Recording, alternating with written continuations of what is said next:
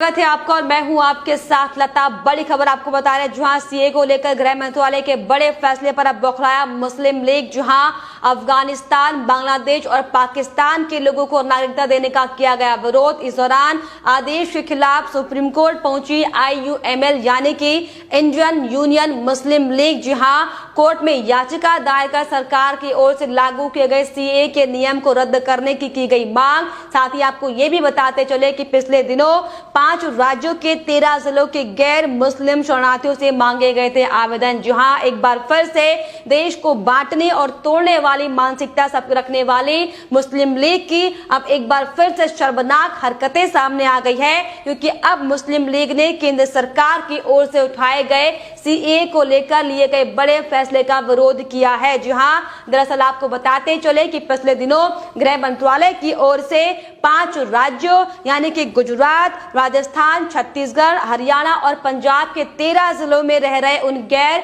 मुस्लिम शरणार्थियों के आवेदन मांगे थे, जो लगातार इन 3 देशों से प्रताड़ित होकर भारत में आए थे, जिसको लेकर अब मुस्लिम लीग की बौखलाहट सामने आ गई है। क्योंकि अब आपको बताते चले कि इस प्रोविजन का विरोध करने को लेकर मुस्लिम लीग ने सुप्रीम कोर्ट का दरवाजा खटखटाया है। जहां केरल की पार्टी मुस्लिम लीग ने अफगानिस्तान, पाकिस्तान, बांग्लादेश से आए गैर मुस्लिम शरणार्थियों को नागरिकता देने के खिलाफ सुप्रीम कोर्ट का दरवाजा खटखटाया है और इसको लेकर अधिसूचना को, इस प्रोविजन को तत्काल रद्द करने की सुप्रीम कोर्ट से मांग की गई है। साथ ही साथ इस दायर याचिका में आपको बताते चले कि IUML ने यह भी कहा है कि ये आर्टिकल 14, 15 और 21 का उल्लंघन है। जहां लगातार जिस तरीके से मुस्लिम लीग सीए पर तमाम सवाल खड़े कर रहा है, हमने इससे पहले भी देखा था कि कैसे मुस्लिम लीग की ओर से जब 2019 में संसद में यह विधेयक पारित किया गया था, यह कानून पारित किया गया था, तब से ही लगातार मुस्लिम लीग की जो बयानबाजी थी लगातार जारी थी।